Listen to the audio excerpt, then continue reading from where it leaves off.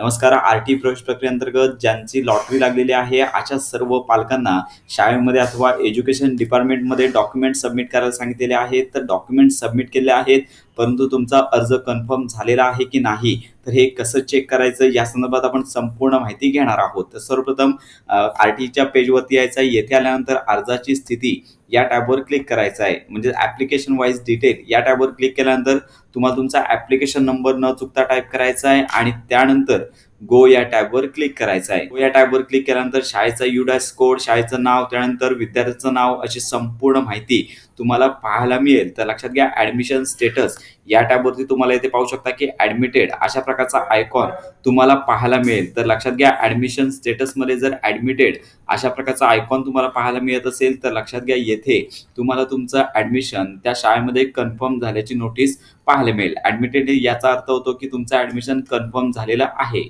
तर ही महत्त्वाची माहिती इतरांपर्यंत नक्की शेअर करा. खात्रीशीर अपडेट्स मिळवण्याकरता फक्त योजना या YouTube चॅनलच्या कनेक्टमध्ये राहा.